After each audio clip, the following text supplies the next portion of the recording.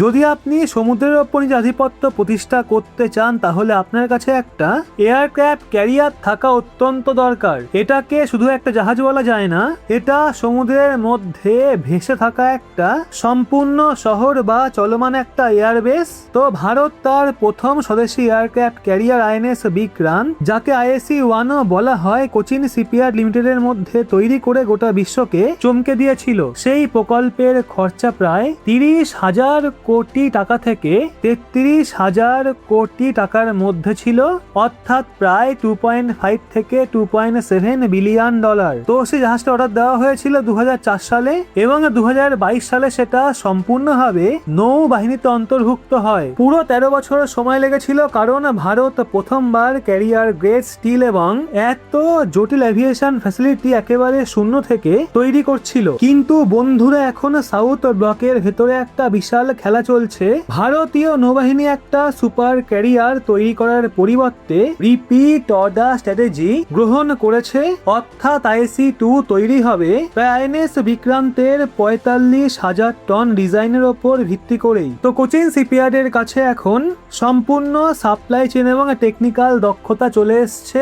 নতুন এই জাহাজটা 13 বছরের পরিবর্তে 7 থেকে 9 বছরের মধ্যেই সমুদ্রে নামিয়ে দেওয়া সম্ভব হবে। কিন্তু বন্ধুরা, গল্পের আসল টুইস্ট এখান থেকেই শুরু হয়। যদি ডিজাইন একই হয় তাহলে এই নতুন IAC-2 এর বাজেট 300 মিলিয়ন থেকে 500 মিলিয়ন ডলার পর্যন্ত হঠাৎ কেন বাড়িয়ে দেওয়া হয়েছে? বন্ধুরা, এর মোট বাজেট এখন প্রায় 3 বিলিয়ন ডলারে পৌঁছাচ্ছে, যা আগের এয়ারক্রাফট ক্যারিয়ারের তুলনায় 20%-এরও বেশি। তাহলে অতিরিক্ত টাকা শেষ পর্যন্ত কোথায় যাচ্ছে?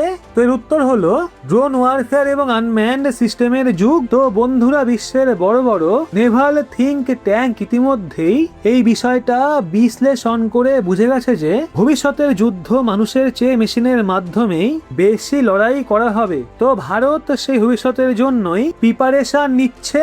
IAC-2 এর ফ্লাইট ডেক, তার হ্যাঙ্গার এবং অভ্যন্তরীণ কামান্ড সিস্টেম সম্পূর্ণভাবে নতুন করে ডিজাইন করা হচ্ছে। তো জাহাজের ওপর মেল অর্থাৎ মিডিয়াম অল্টিটিউড লং এন্ডুরেন্স এবং HALE অর্থাৎ হাই অল্টিটিউড লং এন্ডুরেন্স ড্রোনের একটা সম্পূর্ণ বাহিনী মোতায়েন থাকবে। এছাড়াও বন্ধুরা, এর ওপর DRDOর ঘাতক প্রকল্প থেকে তৈরি ডেক বেস্ট UCAV অর্থাৎ আনম্যান্ড কমব্যাট এরিয়াল ভেহিকেল পরিচালিত হবে। তো বন্ধুরা, নিজেরাই একবার ভাবুন, এমন একটা যুদ্ধ জাহাজ যেখান থেকে কোনো মানুষ নয় বরং স্বয়ংক্রিয় স্টেলথ ড্রোন উড়ে যাবে, শত্রু এরারকে ফাঁকি দেবে, তাদের জাহাজের ওপর লেজার গাইডেড মিসাইল ছুড়বে এবং আবার নিজেদের ক্যারিয়ারের ওপর ফিরে এসে অবতরণ করবে। তো এই পুরো মিশনের মধ্যে আমাদের কোনো পাইলটের প্রাণের 100% ঝুঁকি থাকবে না। IAC-2 ম্যান আনম্যান টিমিং এর এমন একটা সমন্বয় দেখা যাবে যেখানে রাফায়েল অথবা twin engine deck based fighter জেটের পাশাপাশি স্বয়ংক্রিয় কমব্যাট ড্রোনগুলো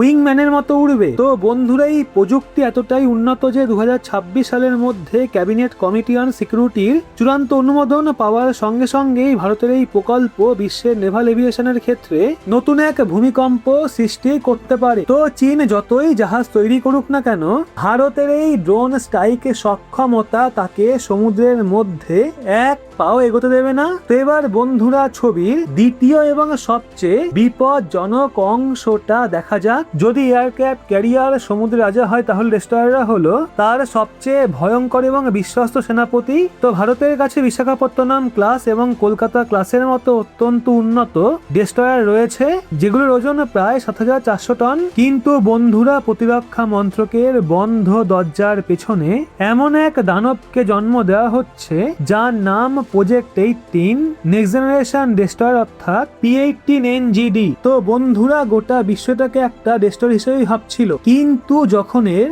স্পেসিফিকেশন ফাঁস হলো তখন জানতে পারা গেল যে এটা আসলে শুধু একটা ডেস্ট্রয়ার নয়, বরং একটা পূর্ণাঙ্গ ক্রুজারের সমতুল্য। তো বন্ধুরা, এর ফুল লোড ডিসপ্লেসমেন্ট 11,000 টন থেকে 13,000 টন পর্যন্ত হতে পারে এবং এর দৈর্ঘ্য প্রায় 180 মিটার হবে, অর্থাৎ এটা বর্তমান ডেস্ট্রয়ারগুলোর তুলনায় প্রায় প্রায় দ্বিগুণ বড় হবে। তো এই পুরো প্রকল্পের খরচা প্রায় কয়েক বিলিয়ন ডলারের বেশি বলে অনুমান করা হচ্ছে। যদি নৌবাহিনী 6টা জাহাজের একটা ব্যাচ অর্ডার করে তাহলে প্রতিটা জাহাজের দাম প্রায় 1.67 বিলিয়ন ডলার, অর্থাৎ প্রায় 14,000 কোটি টাকার কাছাকাছি হতে পারে। আর যদি প্রাথমিক ব্যাচে 4 থেকে 5টা জাহাজ থাকে তাহলে প্রতিটা জাহাজের দাম প্রায় 2 বিলিয়ন থেকে 2.5 বিলিয়ন ডলার পর্যন্ত পৌঁছাতে পারে। কিন্তু বন্ধুরা, শেষ পর্যন্ত একটা জাহাজের পেছনে এত টাকা খরচা কেন করা হচ্ছে? তার উত্তর লুকিয়ে আছে এর হাতিয়ার ভান্ডারের মধ্যে।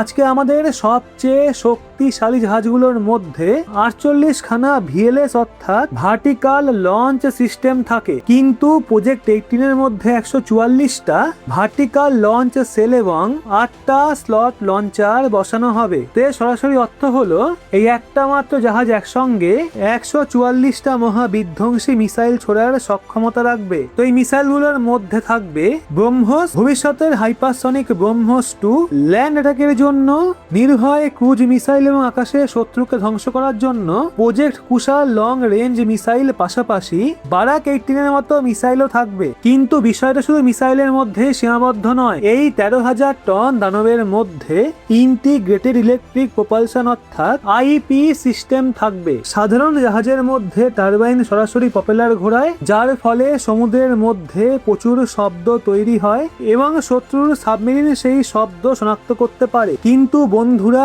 প্রজেক্ট 18 এর মধ্যে ইঞ্জিন শুধু বিদ্যুৎ উৎপাদন করবে এবং সেই বিদ্যুতের মাধ্যমে জাহাজটা অনেক বেশি নীরবভাবে সমুদ্র চিরে এগিয়ে যাবে। আর এই ব্যবস্থায় যে বিপুল পরিমাণ অতিরিক্ত বিদ্যুৎ উৎপাদিত হবে তা ভবিষ্যতে ডিরেক্টেড এনার্জি ওয়েপেন অর্থাৎ লেজার হাতিয়ারকে শক্তি যোগাতে ব্যবহার করা হবে। তো একবার ভাবুন, একটা জাহাজ যা সমুদ্রের মধ্যে প্রায় সম্পূর্ণ নীরব, কিন্তু তার কাছে রয়েছে 144 খানা মিসাইল এবং আকাশ থেকে শত্রুর স্যাটেলাইট অথবা ড্রোনকে ভস্ম করে দেওয়ার মতো লেজার হাতিয়ার। ভিডিওটি ইনফরমেটিভ মনে হলে অবশ্যই লাইক করে শেয়ার করবেন আপনার বন্ধু বান্ধবদের। লেটেস্ট ইনফরমেটিভ ভিডিও পেতে সাবস্ক্রাইব করে চোখ রাখবেন রহস্য বাংলার পর্দায়।